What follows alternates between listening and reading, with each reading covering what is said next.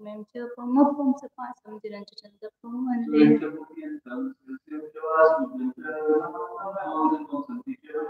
कुन्तं तुजिनवरिन्दम् अरं च मल्लिं च सूयं च वन्दामरटनीं तपासं वर्तमानं च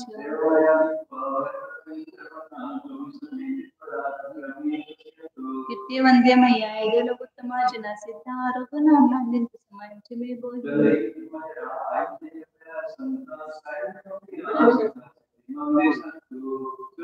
भारतेभ्यः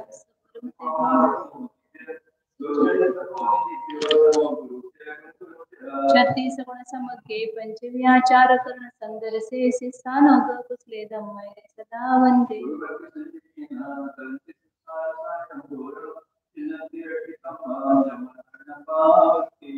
नित्यं व्रत मंत्र होम निरता दानाग्निहोत्राकुला षट्कर्मा विरता स्तपोधनला साधु प्रिया साधु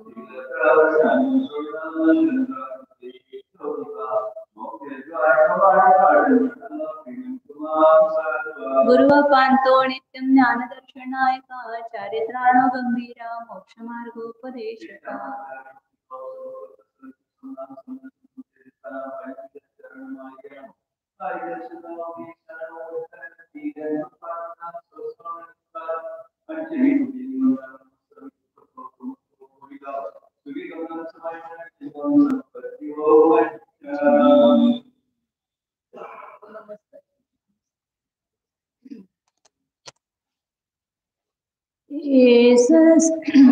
एस सुरासुरमनुष्ये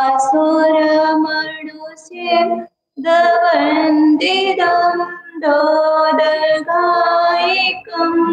ममलं पनमामि वड्डवाणं तीर्थं धम्मस्य कर्ता से पुण्यतीर्थयरे ससवसिद्धि विशुद्ध स्वभावे समनीय नानदंसण चरित तव वीर्यायारे ते सवे समगं पत्तेगमेव पत्तेगम् वन्दामि अवट्टन्ते अर्हन्ते मानुषे कृते किच्चा अर्हन्तानं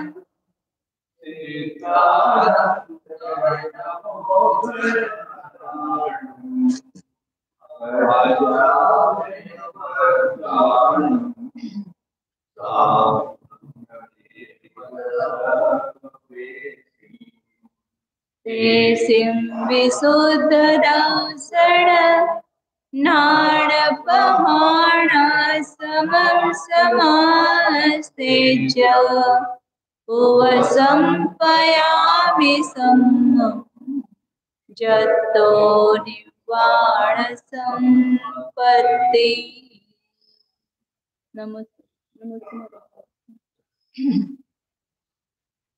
जय बोलो कलिकाल सर्वज्ञ आचार्य कुंद कुंद देव की जय बोलो अध्यात्मूर्ति अमृतचंद्र आचार्य देव की जय बोलो परम पूज्य आचार्य जयसेन देव की जय बोलो चारित्र चक्रवर्ती समाधि सम्राट आचार्य शांति सागर जी महाराज की जय बोलो परम पूज्य प्रातः स्मरणीय गुरुदेव समंत भद्रमुनि महाराज की जय बोलो परम पूज्य आचार्य प्रवर एक सुंदर सागर जी महाराज की जय बोलो परम पूज्य मोहम्मद दीक्षा गुरु वात्सल्य सिंधु आचार्य सुरेश सागर जी महाराज की जय बोलो परम अध्यात्म योगी परम पूज्य मुनिवीर सागर जी महाराज की जय बोलो परम पूज्य मुनि द्वय की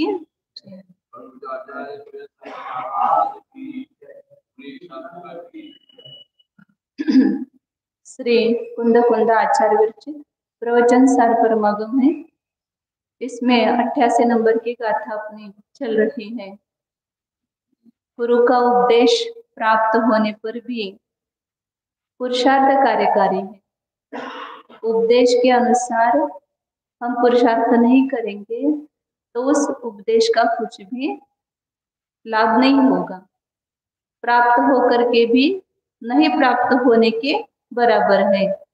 इसलिए आचार्य यहाँ पर जिनेंद्र भगवान के उपदेश को प्राप्त करके जो पुरुषार्थ करता है उसी का दुख का नाश होता है, ये बता रहे हैं। एक बार गाथा पढ़ते हैं फिर टीका पढ़ेंगे। जो मोह राग दोषे निहण देवलभ जोन्नमुवदेशम सो सौव दुख मोक्षम पावति अचिरेण कालेन। जो जिनेंद्र भगवान के उपदेश को प्राप्त करके मोह राग द्वेष पर आघात करता है वह शीघ्र ही संपूर्ण दुख से मुक्ति को प्राप्त होता है। तो फल है दुख से छूटना, हमें फल ये चाहिए लेकिन कब मिलेगा?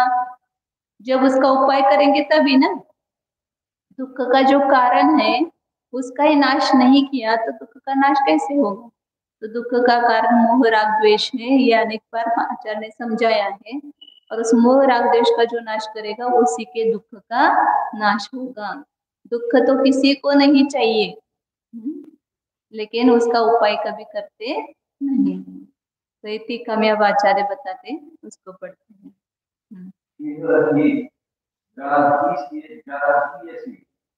सदा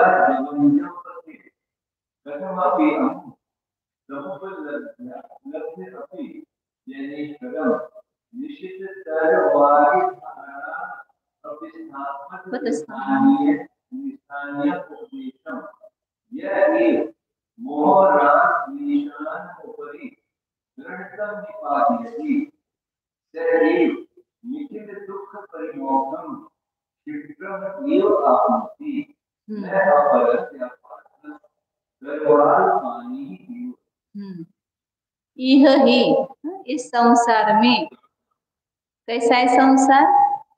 द्राघीयसी सदा आजवंजव पथे। कितना आजवंजव मतलब संसार, ये संसार रूपी मार्ग कैसा है? द्राघीयसी बहुत लंबा है। अपन बोलते हैं ना शिखर जो जाना है तो बहुत दूर है, गिरनार जाना है तो बहुत दूर है, लेकिन सबसे भी बड़ा मार्ग कौन सा है? ये संसार का मार्ग। कितने काल से हम चलते आ रहे हैं तो भी अभी खत्म नहीं हुआ। अनादिकाल से, अनादिकाल से बार बार बोलते लेकिन उसका भाव वासन नहीं करते। कितने परिवर्तन हमने इस संसार में किए हैं, अनंत परिवर्तन, फिर भी ये मार्ग अभी चल ही रहे। संसार का मार्ग कब खत्म होने वाला है? जब तक मोक्ष मार्ग प्राप्त नहीं होगा तब तक ये संसार का मार्ग खत्म होने वाला नहीं है। बहुत लंबा है, बहुत लंबे चले आ रहे हैं। प्रवास करते समझो ज्यादा दिन तक, हमें क्या होता है? अब बस प्रवास नहीं करेंगे कभी, अब बस हो गया।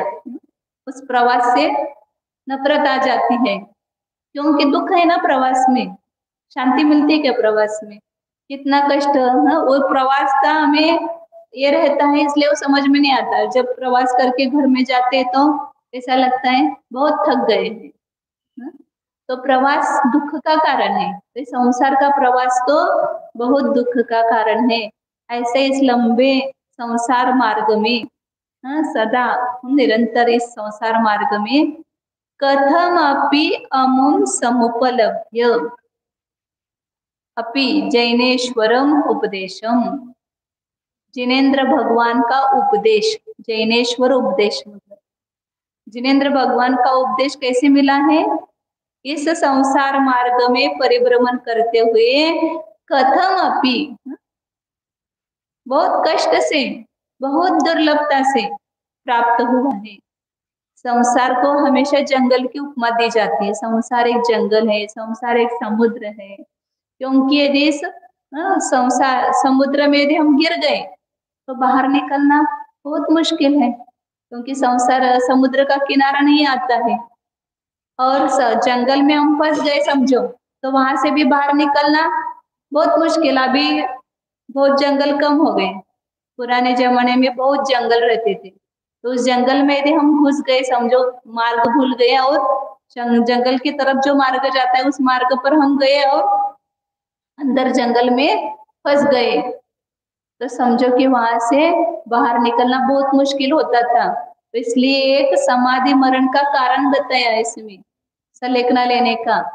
हाँ, यदि जंगल में पथ चूक गए तो वहां पर सलेकना लेनी पड़ती थी, क्योंकि वहां पर कोई मार्ग भी नहीं निकल मिलता था, और वह मार्ग बताने वाला भी मिलना बहुत दुर्लभ है। जंगल में जब फंस गए तो बाहर वह निर्जन होता है ना, वहां पर कोई लोग नहीं होते हैं, तो वहां से बाहर का निकलने का मार्ग बताने वाले प्राप्त होना भी बहुत मुश्किल होता है। और कोई एक आध समझो मिल गया, एक आदमी दिख गया जंगल में फंसते हुए, तो कैसा लगता है अंदर से? एक दिलासा म्हणतो आपण मराठीमध्ये, हमें एकदम हर्ष होता है, हाँ ये आदमी दिख गया, अब इस अपने को मार्ग मिलेगा।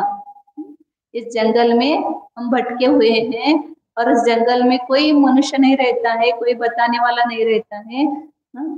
तो देखो अभी भी कहीं जाते प्रवास में तो ऐसे 1-1 किलोमीटर 2-2 किलोमीटर पर कोई मिलते नहीं है, तो कहाँ जाना है, कैसे मार्ग है, कुछ समझ में नहीं आता है। तो जब तक आदमी है तब तक हम पूछ लेते हैं कि हम पूछ लो यह मार्ग। तो ऐसे जंगल में कोई पथ भूले हुए जीव को कोई आदमी दिखता है तो उसको आनंद होता है, हर्ष होता है कि अब ये मुझे मार्ग मिल जाएगा, क्योंकि ये मार्ग बताने वाला आदमी मिल गया है। इस जंगल से भी महाभयानक जंगल कौन सा है? ये संसार। और इस महाभयानक जंगल में हम घुस गए हैं, संसार रूपी जंगल में, और वहां से बाहर निकलने का मार्ग बताने वाला मिलना बहुत मुश्किल है। एकेंद्र पर्याय रूपी जंगल में थे हम, तो उस समय कोई मिलता है क्या मार्ग बताने वाला? और कोई बताए तो भी हमें कुछ समझ में नहीं आता है। तो एकेंद्र पर्याय में ये जिनेंद्र भगवान का उपदेश प्राप्त होना दुर्लभ।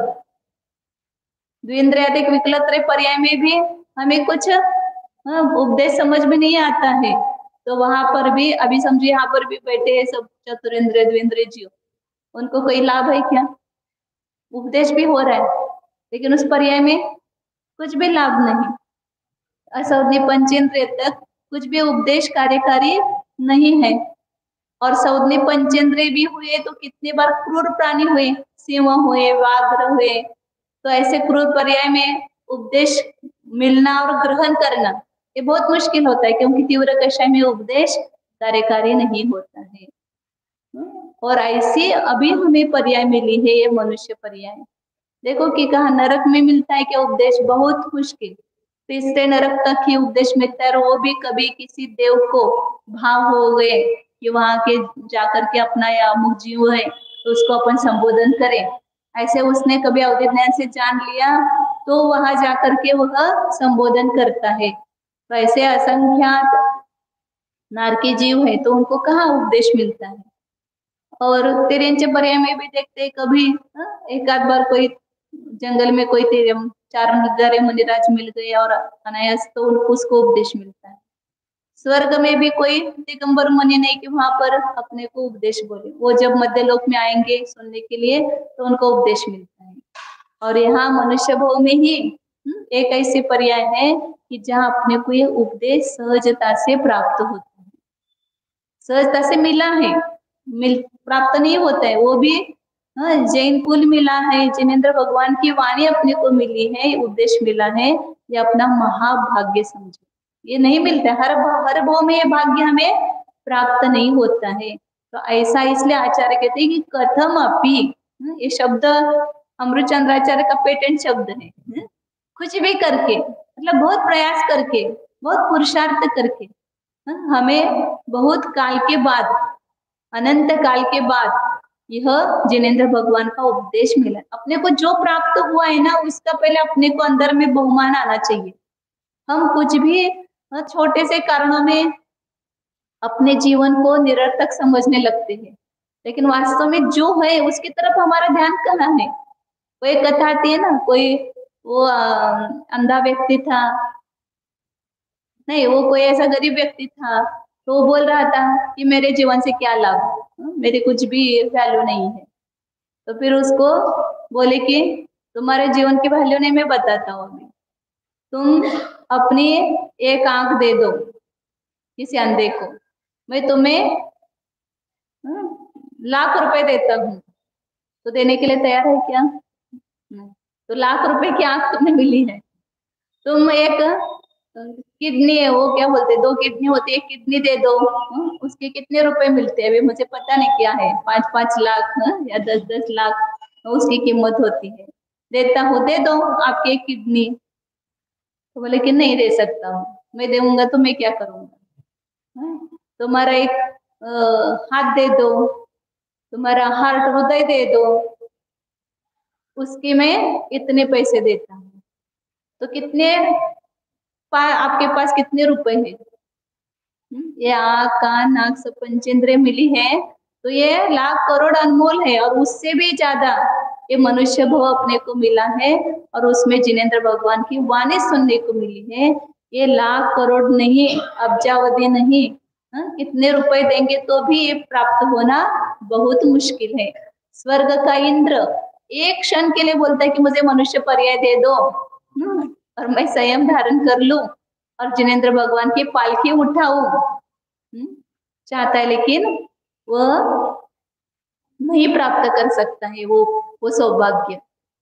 बड़ी कठिन से नर भव पाया, इंद्र स्वयं जिसको ललचाया, तुस उसको तूने व्यर्थ गमाया, भव भोगों में है लिपटाया, धर्म धन पाके नदी में बहा के, चले नहीं जाना, ए हो चले नहीं जाना, मनोजतन पाके विषय विष खाके, चले नहीं जाना। बड़े कठिन से नर भो पाया, इंद्र भी जिसको ललचता है, जहाँ हम कितनी सारी सुविधा इस मनुष्य भव में धर्म प्राप्त करने की यहाँ पर अपने को मिली है, लेकिन जो हमें मिलता है उसकी हमें कीमत, उसकी वैल्यू नहीं होती, और जो नहीं मिला है ना उसके बारे में रोते रहेंगे, ये मुझे क्यों नहीं मिला, वो मुझे क्यों नहीं मिला। जो मिला है उसकी तुम करो ना कदर, उसका आदर करो और उसका लाभ लो। उसका कहाँ लाभ ले रहे हम, कितना सारा हमें मिला हुआ है। तो आचार्य कहते कथम अपी, कुछ भी करके बहुत महाकष्ट से, ये समुपलभ्य जैनेश्वरम उपदेशम, जिनेंद्र भगवान का उपदेश प्राप्त करके भी, उस उपदेश को प्राप्त करके भी कैसा है उपदेश, निशित तलवारी धारापत स्थानीय, निशित मतलब अत्यंत तीक्ष्ण, ऐसे तलवार के धार के समान ये उपदेश है। ना उसमें शक्ति है उस उपदेश में, यदि हम उसको चलाएंगे तो निश्चित रूप से मोह शत्रु का नाश हो सकता है, ऐसे उसमें ताकत है, सामर्थ्य है। इसलिए उस उपदेश के लिए आचार्य ने विशेषण दिया, तीक्ष्ण तलवारी की धारा के स्थानीय समान, ऐसा यह उपदेश प्राप्त करके भी, कुछ भी करके हमने बहुत भोग के बाद ये प्राप्त किया है, और प्राप्त करके भी यह एव मोह राग द्वेषानाम उपरि दृढ़तरम निपातयति। हाथ में तलवार है, लेकिन तलवार कब काम करेगी, उसमें सामर्थ्य है शत्रु का घात करने की, लेकिन यदि वह उस तलवार का शत्रु पर वार करने के लिए उपयोग नहीं करता है, जैसे कोई योद्धा है, क्षत्रिय है, और वो युद्ध कला उसने सीखी, गुरु ने बहुत अच्छी तरह से उसको युद्ध कला सिखाई, तलवार चलाना, भाला चलाना और बहुत सारे शस्त्र अस्त्रों का पूर्ण उसने अभ्यास किया, गुरु का उपदेश उसको प्राप्त होकर के उस गुरु से वो कला भी सीख गया। और दूसरा शत्रु इसके राज्य पर आक्रमण करके आया है, सामने खड़ा है शत्रु, इसके हाथ में गुरु ने तलवार भी दी है और कहा कि जाओ शत्रु का नाश करो, इस तलवार में ऐसी शक्ति है उस शत्रु का नाश कर सकती है। लेकिन वो डर गया और तलवार नहीं चलाता, कला भी सीखी है लेकिन वो चलाने का पुरुषार्थ नहीं करता है तो शत्रु का नाश होगा क्या? और उस शत्रु के इससे तकलीफ से वो छूटेगा क्या? दुख से छुटकारा होगा क्या उसका? नहीं होगा। तो जब वह तलवार का वार उस शत्रु के मस्तक पर करेगा, मस्तक शत्रु का मस्तक कट हो जाएगा, तभी इसका पढ़ना सार्थक होगा। उस गुरु का उपदेश प्राप्त होना भी तभी सार्थक है जब यह तलवार को चला करके शत्रु का घात करता है। इसलिए आचार्य कहा, जो जीव मोह राग द्वेष के ऊपर, हमारे हाथ में तलवार है, दी है। कौन सी तलवार है? जो जानति अरहंतम दौवत्त गुणत्त पज्जयाते सो जानति पाणम मोहो खलु जाति तत्सलयम। ये उपदेश की तलवार है। जिन सत्ता दो अट्टे पुच्छ खादी बुच्छ दो नियमा मोह यदि मोहो वचयो तम्मा सत्तम समदितवम। कितनी कितनी तलवार दी अपने हाथ में आचार्य ने। ले लो ये तलवार और करो इसका प्रयोग। आपके मोह शत्रु का निश्चित नियमेन, हाँ ऐसा कहा था, नियमेन मोह यदि, नियम से मोह रूपी मोह का नाश होता ही है। यहाँ पर ऐसा नहीं है कि आप करेंगे और नहीं होगा। तो इसलिए आचार्य कहते हैं कि ऐसे मोह राग द्वेष के ऊपर यदि दृढ़तर, हल्का फुल्का भी यदि वार करेंगे तो नहीं शत्रु का नाश होगा। उसको अत्यंत दृढ़ता से, निर्दयता से उस मोह शत्रु का हम यदि घात करेंगे तो वही जीव क्या करेगा? निखिल दुख परिमोक्षम, संपूर्ण दुख से परिमोक्ष को शीघ्रम एवं अपनोति, शीघ्र ही प्राप्त करता है। हम इतने दुखी है, दुख बिल्कुल सहन नहीं होता है। उस दुख सहन नहीं होता है, इसलिए उस दुख के सामने मरण को भी गिनता नहीं है जीव। क्या चाहता है कि दुख नहीं सहन होता है, मैं मर जाऊं, मेरा आत्मघात कर लूं। अब मरने से उसको सुख मिलेगा क्या? मिलता है आत्मघात करने से? जिन्होंने आत्मघात किया है वे दुख से छूट गए क्या? दुख से छूट नहीं गए, इससे अनंत गुने दुख में जाकर के गिर गए। जो यहाँ पर दुख सहन नहीं होता है इसलिए अपने आत्मघात करता है, वो नियम से नरक में जाता है। और नरक का दुख अपने पड़ा है। पहले बहुत बार हम नरक जाकर के हमने उस दुख को भोगा है, लेकिन वो याद नहीं आ रहा है। तो आगम के द्वारा उस दुख का वर्णन हमने सुना है कि उस नरक में कैसा कैसा दुख है। कैसे उस लोहे को तपा करके उसको आलिंगन दिलवाते हैं, कैसे उस कढ़ाई में तेल में डाल करके तलते हैं, जीव को डाल करके तलते हैं।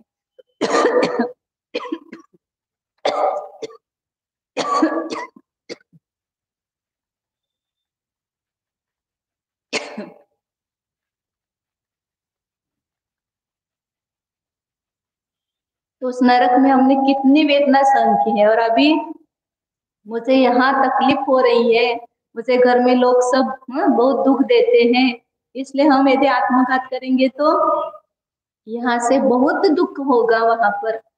इसलिए कभी भी कितना भी कष्ट आ जाए, कितना भी दुख हो जाए, कभी अपने आत्मघात की सोचना ही नहीं। वो दुख सहन लेना, शांति से सहन करो, तो वो दुख का नाश होकर के अगला भाव अपना अच्छा मिलेगा। तो इसलिए आचार्य कह रहे हैं कि यदि मोह राग द्वेष का, इसलिए दुख हो रहा है ना, उसका कारण ढूंढो। इसका कारण क्या है? तो मेरा मोह, मेरा राग, मेरा द्वेष।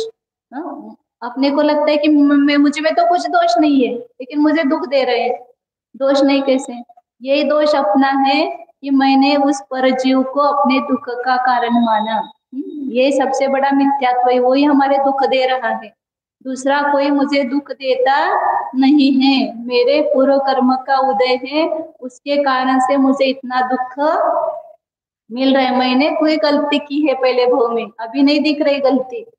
तोडरमल जी थे मोक्ष मार्ग प्रकाशक, जिन्होंने लिखा है, उनको जब राजा ने सजा दी, क्या हाथी के पांव के नीचे इनको कुचल दो, उनकी क्या गलती थी?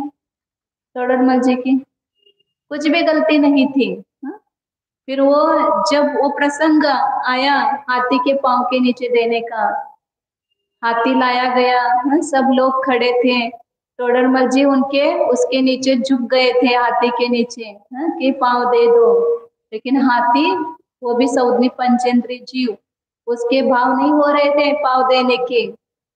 हाँ, वो ऊपर से माउद बैठ करके उसको अंकुश, इससे क्या बोलते हैं उसको, अंकुश ये बोलते हैं ना, उससे बहुत तकलीफ दे रहा था, फिर भी वो हाथी पाँव देने के लिए तैयार नहीं हो रहा था। ऐसे निर्दोष निरपराधी व्यक्ति के ऊपर मैं कैसे पाँव दूं? तो टोडरमल जी ने क्या संबोधन किया उसका, उसको, हे गजराज, तुझे ऐसा लगता है कि मैं निरपराधी हूँ, लेकिन मैं निरपराधी नहीं हूँ। जगत में कभी भी निरपराधी जीव को सजा नहीं मिलती है। जगत में कहीं पर भी अन्याय नहीं है। हमें लगता है कि सब मेरे ऊपर अन्याय हो रहा है, हमें हमने की हुई गलती हमें नहीं दिखाई दे रही है अभी आंखों से, इसलिए हमें लगता है कि हम निर्दोष हैं।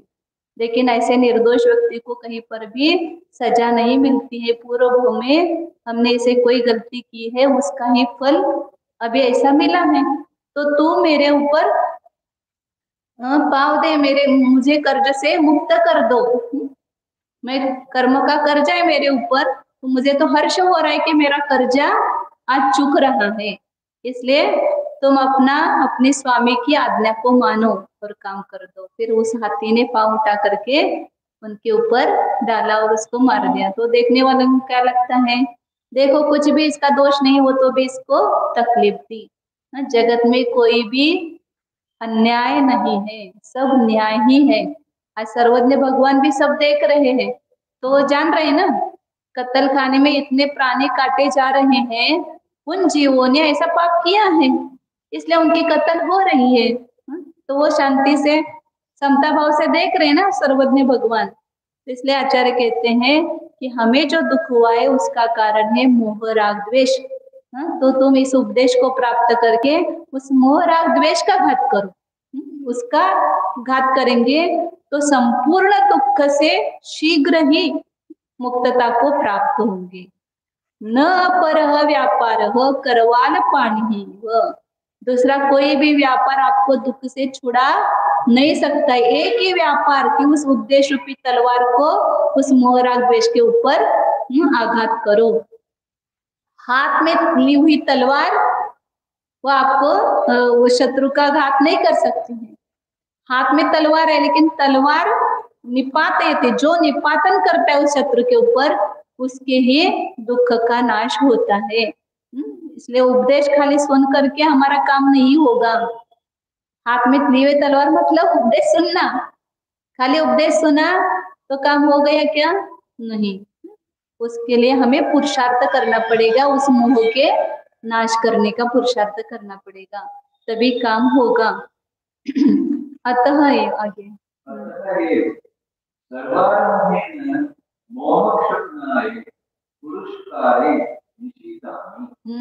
आचार्य आपको करो ऐसा बोलते नहीं है, इसलिए मैं सर्वारंभेन सब पूर्ण तैयारी के साथ, किसकी तैयारी करना है? अब मोह का नाश करने की, मोह को दृढ़ करने की तैयारी नहीं करना है, वो तो अनादिकाल से चल ही रही है। अब ऐसा पुरुषार्थ करना है, संपूर्ण मोह से छूटना है हमें। संपूर्ण मोह से मुक्त होना है तो दुख से मुक्त होंगे। फिर भव में हमें जो दुख हो रहा है वो दुख ही नहीं होगा। उसके लिए हमें पुरुषार्थ करना है। तो संपूर्ण आरंभ से मोह का नाश करने के लिए पुरुषार्थ में मैं रहता हूँ, निषिदा में, मतलब मैं पुरुषार्थ करता हूँ। किसके लिए पुरुषार्थ करना है? दूसरों को सुधारने के लिए नहीं, अपने मोह का नाश करने के लिए पुरुषार्थ करना है। जगत के किसी जीव को हम बदल नहीं सकते, परिवर्तन नहीं कर सकते हैं, लेकिन अपने में बैठा हुआ जो मोह है उसका नाश हम कर सकते हैं, वो अपने हाथ में है। लेकिन परद्रव्य का परिणमन अपने हाथ में नहीं है। दूसरे व्यक्ति कैसे विचार करें या कैसे दूसरों के साथ व्यवहार करें, इसका हम निर्णय कर सकते हैं क्या? नहीं, वो उस जीव के ऊपर निर्भर है। उसका पाप वो भोगेगा। यदि वो गलत कर रहा है उसका पाप उसको मिलेगा ना फल, आज नहीं तो कल उसका फल मिलने ही वाला है। इसलिए हमें चिंता करने की जरूरत नहीं है। जैसे नाचार की टीका पढ़ते हैं।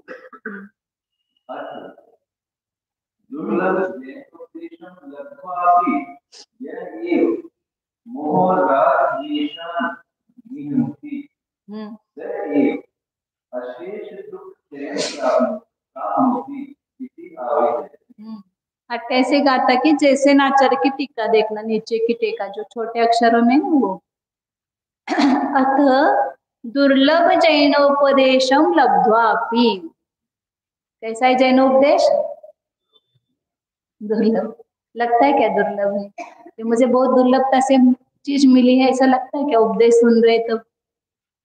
ऐसा अपने को अंदर बहुमान होना चाहिए कि कितनी दुर्लभ बात है ये हमें मिल रही है आज। दुर्लभ ऐसे जैनोपदेश को प्राप्त करके भी यह एव जो जीव मोह राग द्वेषान निहंती, मोह राग द्वेष का घात करते हैं, वे वही जीव अशेष दुख क्षयम प्राप्त होती। दुख से ही छूटना है ना हमें, लेकिन हम कैसा दुख दूर करने का प्रयास करते हैं? ऊपर ऊपर से, इतना रोग हुआ उसको ठीक करो हम सुखी हो जाएंगे, अमुक हो रहा है उसको ठीक करो हम सुखी हो जाएंगे। संसार दुखमय ही है। संसार में एक दुख नष्ट करेंगे तो दूसरा दुख खड़ा होगा ही, एक दूसरा खड़ा नष्ट करेंगे तीसरा खड़ा होगा। इसलिए 3 सूत्र याद रखो, संसार दुखमय, शरीर रोगमय, आत्मा ज्ञानमय। जो जैसा है उसको वैसा मानो तो कुछ तकलीफ नहीं है। संसार में हमें सुख चाहिए, कहाँ से मिलेगा? क्योंकि संसार का स्वरूप ही दुख रूप है। किसी को भी पूछो संसार में, कोई अपने को बहुत सुखी दिख रहा है उसको भी पूछो कि उसके अंदर भी दुख भरा हुआ है। कोई भी जगत में सुखी नहीं है। इसलिए नहीं तो सब पागल है क्या, दीक्षा क्यों लेते हैं? यदि संसार सुखमय होता तो तीर्थंकरों को, चक्रवर्तियों को क्या कमी थी? कितने सुखी लगते थे वो, कितनी बाह्य अनुकूलता उनको होती है, फिर भी क्यों त्याग करते? तो उनको पता है कि ये तो केवल टेम्पररी है, ये परमानेंट नहीं है। चक्रवर्ती पद, मैं तीर्थंकर पद, इसका भी नाश होने वाला है, तब मैं क्या करूंगा? तो उसके पहले ही मैं तैयार करूं कि वो ऐसी अवस्था आई नहीं अपने दुख में, उसके पहले मैं इस दुख का नाश कर दूं। इसलिए सबका त्याग करके संयम पथ पर चलते हैं। इसलिए आचार्य कहते हैं कि संपूर्ण दुख का नाश करना है, केवल परमानेंट दुख का नाश होना चाहिए, पुनः हमें कभी दुख हो ही ना, ऐसा उपाय एक बार करना है। तो ये तो कितने उपाय कर चुके हम सुख के, तब भी अब तक हमें सुख नहीं मिला है। तो इसलिए संपूर्ण दुख के क्षय को प्राप्त करता है, ऐसा यहाँ आचार्य बताते हैं।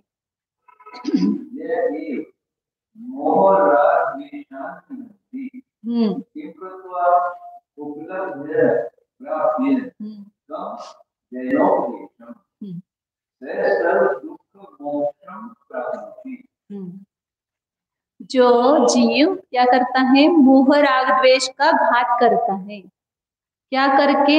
प्राप्त करके। किसको प्राप्त करके? जैन उपदेश, जिनेन्द्र भगवान के उपदेश को प्राप्त करके। इसका इतना ये करो, देखो आज मिल रहा है कल नहीं मिलेगा। ये बहुत दुर्लभता से ये जैन उपदेश अपने को प्राप्त हुआ है, तो हमें जब अवसर मिला है तभी उसका लाभ उठाना चाहिए। आज हम मर करके समझो एकेंद्र पर्याय में चले जाएंगे या विकलत्रय पर्याय में चले जाएंगे तो ये उपदेश प्राप्त होने वाला नहीं है। तो अभी मिला है तो अभी इसका उपयोग करो। तो जैन उपदेश को प्राप्त करके जो क्या करता है? मोह राग द्वेष का घात करता है, वही जीव संपूर्ण दुख के मोक्ष को प्राप्त करता है, मतलब संपूर्ण दुख से छूट जाता है। संपूर्ण दुख के नाश करने का उपाय इसमें बताया है शास्त्र में, जिनवाणी में, और गुरुओं के द्वारा वो उपदेश हमें प्राप्त होता है, तो उसका हमें उपाय करके संपूर्ण दुख का नाश करना चाहिए। कि कितने काल के द्वारा? केन केन स्तोककालेन इति। कितनी देर लगेगी दुख का नाश करने के लिए? बहुत थोड़ा। ऐसे जीव है कि जिनको मिल गया उपदेश, तुरंत अंतर मुहूर्त में उन्होंने काम किया कि संपूर्ण घाती कर्म का नाश करके अर्यंत अवस्था प्राप्त की अंतर मुहूर्त में। भरत चक्रवर्ती के 923 पुत्र, कितना समय लगा उनको? 8 साल के थे, केवल 8 साल पूरे हुए थे। और जिन्हें आदिनाथ भगवान के समूह शरण में गए और उन्होंने एक ही शब्द बोला कि हमें संयम दे दो, हमें जैनेश्वरी दीक्षा प्रदान करो। कुछ बोले ही नहीं जन्म से लेकर के, गूंगे ही थे। और भरत चक्रवर्ती को ऐसा लगा कि ये बोलते नहीं, ये गूंगे हैं। तो उनको समूह शरण में कहा नहीं, ये बोलते हैं, भरत ऐसा मत समझो।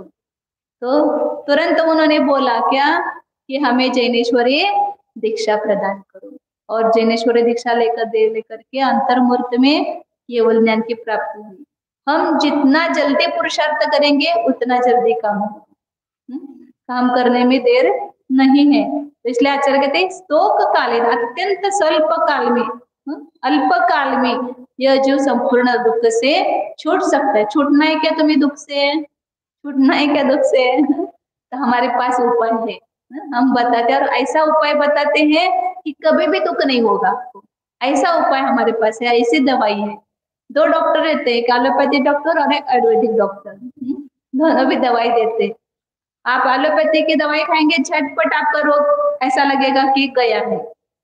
लेकिन वो दवाई कैसे? उसने दबाया है रोग को, मूल से उखाड़ा नहीं है।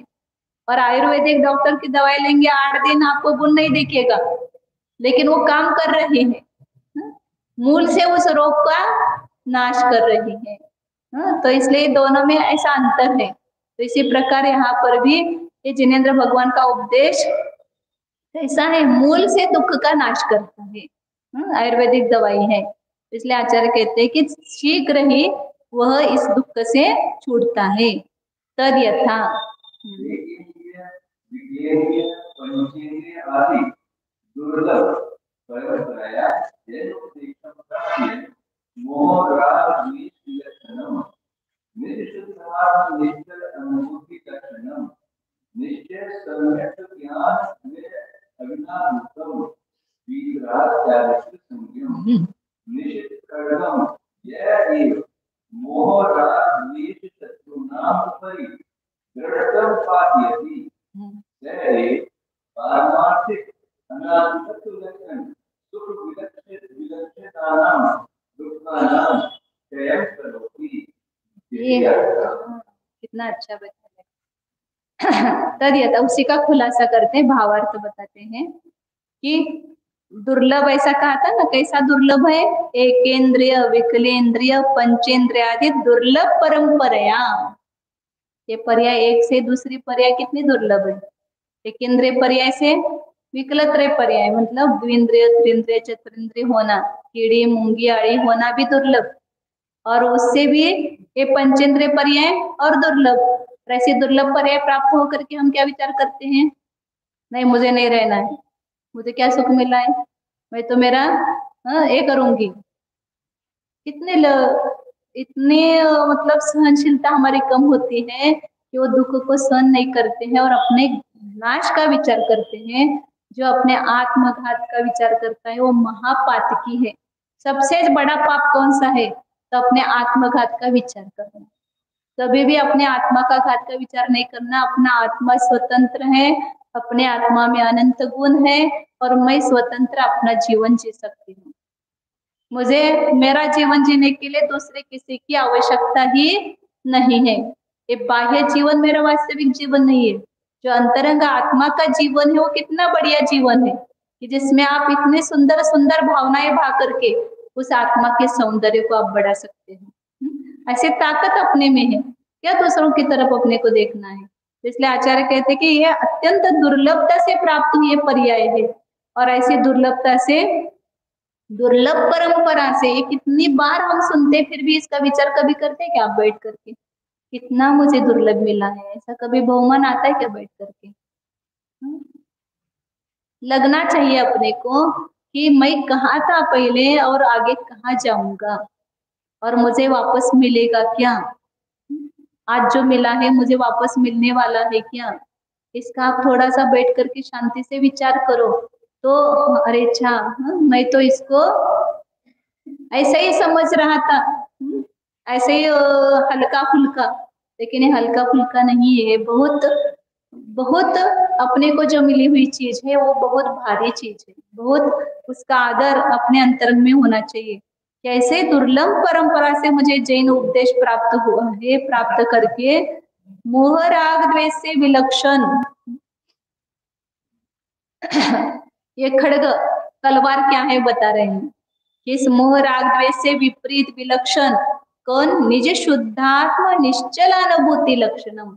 भले वह उपदेश को तलवार कहा, लेकिन वो उपदेश मतलब क्या है कि वो अपने उपदेश में ये उपाय बताया है कि अपने निज शुद्ध चैतन्यमय आत्मा को जानो। ये उपदेश प्राप्त हुआ है ना, उसको तलवार कहा। तो वो तलवार मतलब अपने निज शुद्धात्मा की अनुभूति, मुझे ऐसा अंतरंग में भाव भाषण हो जाए कि मैं एक शुद्ध चैतन्यमय स्वरूप आत्मा हूँ, मैं अन्य कुछ नहीं हूँ, मेरा किसी के साथ कुछ संबंध नहीं है, ये मेरे कोई सगे संबंधी नहीं है। अभी अपन अपन प्रत्यक्ष देख रहे हैं, अभी इनका संबंध हुआ, अभी इनका संबंध छूटने वाला है। उनसे अपना क्या, उनसे अपना जीवन है क्या, उनसे अपना कोई जीवन नहीं है, केवल एक संयोग मात्र है। और वो संयोग कैसे प्राप्त होता है, अपने किए हुए कर्म के अनुसार। अच्छा संयोग मिला वो भी अपने कर्म के अनुसार मिला है, और बुरा संयोग मिला वो भी अपने कर्म के अनुसार मिला है। इसलिए उसके प्रति अपनी लगन, मतलब उसके प्रति हम न जुड़ करके जो उनसे भिन्न अपना जो निज चैतन्य स्वरूप आत्मा है उसकी हम अनुभूति करेंगे, उसका यदि हम भाव भाषण करेंगे अंतरंग में, वही वास्तव में खड्ग है। उसको ही क्या कहा, निश्चय सम्यक्त्व ज्ञान द्वयामीना भूतम। निश्चय सम्यक दर्शन यही है, अपने निज शुद्धात्मा की अनुभूति करना, वही निश्चय सम्यक ज्ञान है। और इन दोनों का अविनाभूत कौन है, वीतराग चारित्र, जो अपने शुद्ध चैतन्य स्वरूप में लीन होना, ये वीतराग चारित्र, यही खड्ग है। मतलब निश्चय रत्नत्रय यही वास्तव में ऐसी धारदार तलवार है कि जो अपने मोहराग द्वेष का निश्चित रूप से नाश करती है। तो ऐसे निश्चित खड्ग को, तीक्ष्ण खड्ग को, तलवार को, जो मोह राग द्वेष शत्रुणाम उपरि दृढ़तरम पातयति। मोह राग द्वेष शत्रु के ऊपर अपने अंदर ही बैठे, कहाँ है वो शत्रु, बाहर नहीं है, बाहर कोई हमारा शत्रु नहीं है, ये नीचे अंदर बैठा हुआ मोह राग द्वेष, जिसके कारण से वो बाहर हमें शत्रु लग रहा है। यदि मुझ में मोह नहीं होता तो बाहर का शत्रु मुझे शत्रु कैसे लगता, यदि मुझ में राग नहीं होता तो बाहर का जो अपने को प्रतिकूल हो रहा है वो अपने को शत्रु नहीं भाषित होता। तो ये मोह राग द्वेष के कारण ही ये बाहर के शत्रु शत्रु लग रहे हैं। तो उस मोह राग द्वेष ही वास्तव में हमारे शत्रु हैं, उसके ऊपर जो दृढ़तर पातयति, अत्यंत दृढ़ता से उस पर डालता है, वही जीव पारमार्थिक अनाकुलत्व जिसका लक्षण है, ऐसे सुख, और उस सुख से विलक्षण क्या है, दुख। वास्तव में दुख क्या है, अपना अनाकुल सुख प्राप्त न होना, यही वास्तव में दुख है। और वास्तविक सुख क्या है, इंद्रिय सुख वास्तविक सुख नहीं है। तो आत्मिक जो निराकुल सुख है, जिसमें बिल्कुल भी आकुलता नहीं है, वह निराकुल सुख है। तो उस निराकुल सुख से विपरीत जो दुख है उसका क्षय करता है, ऐसा यहाँ पर भावार्थ है। तो ये सब सुन करके हमें क्या करना है, खाली बैठ जाना है, एक एक क्षण ऐसा अपने जीवन का बीता जा रहा है, उसका उपयोग इस मोह का नाश करने का उपाय करना है, पुरुषार्थ करना है। सुन करके काम नहीं होगा। वो कहते हैं ना कि सब कुछ कोई अपने को तैयार करके दे सकता है, लेकिन सेवन तो अपने को करना पड़ेगा ना। माँ खाना बनाएगी और ऐसे मुलाम मुलाम भात चावल बनाएगी कि इस बेटे को तकलीफ न हो, और उस चावल को हाथ से घोल करके भी देगी, और वो बोलता नहीं माँ मुझे मुंह में डाल दो राज। हाथ से घास उठाने का भी कष्ट नहीं करता है, ऐसे बच्चे हठीले होते हैं। तो माँ क्या करती है, उसको हाथ से उसके मुंह में भी डाल देती है। लेकिन इतना काम तो माँ कर सकती है, बाद का काम तो अपने को करने पड़ेगा ना। निगलने का पुरुषार्थ तो इस जीव को करना पड़ेगा। तो ऐसे ही आचार्य ये अपनी माँ है, इन्होंने अपने लिए ऐसा सुंदर भोजन बना करके तैयार करके इसकी रचना करके अपने पास रखी है ना, और इतना सरल सरल दृष्टांत अधिक देख करके उसको बना करके दिया है। लेकिन उस उपदेश को बताने वाले भी आपको मिल रहे हैं, लेकिन यदि उस उपदेश को निगलने का पुरुषार्थ हमने नहीं किया तो काम होने वाला नहीं है। हाँ, तो उतना तो काम अपने को करना ही पड़ेगा पुरुषार्थ। ओ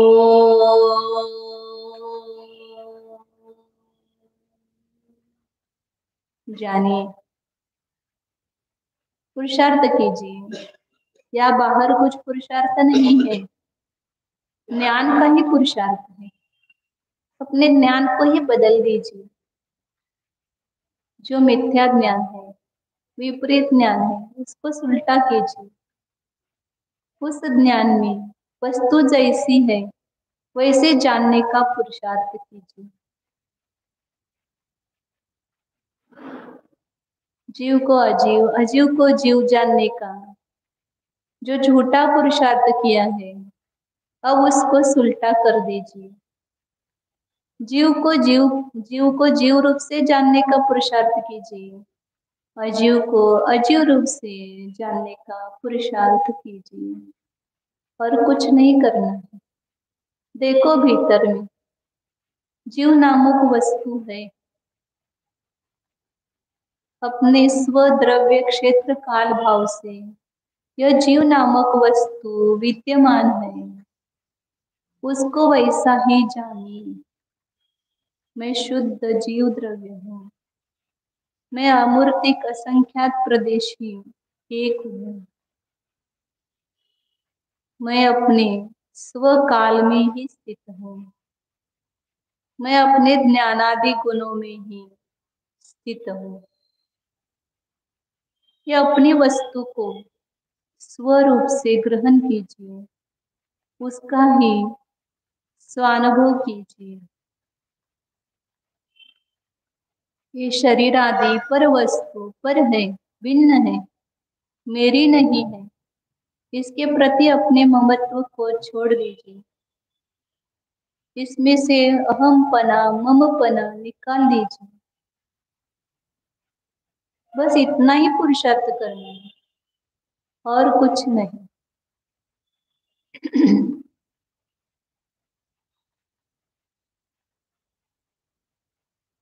ज्ञान और श्रद्धा, इसमें परिवर्तन लाना है। वस्तु स्वरूप के अनुरूप ज्ञान और श्रद्धा को बनाना है और उसी में स्थित होना है।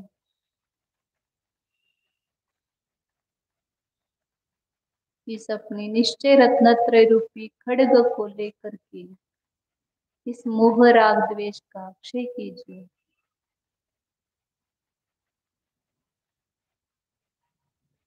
ये संभव पुरुषार्थ है, मैं कर सकता हूँ। ये असंभव नहीं है, अशक्य नहीं है, शक्य है।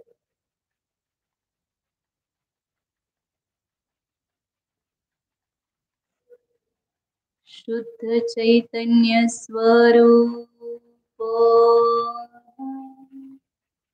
ज्ञानानंद स्वरूप टंकोत्कीर्ण न्यायक स्वरूप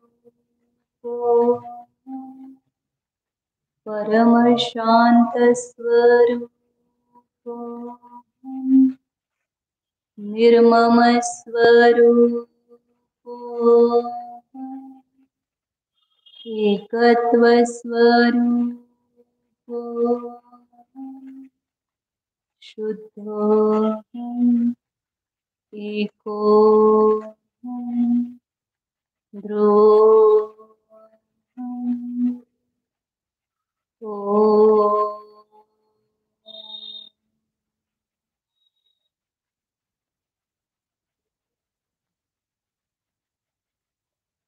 विसर्जन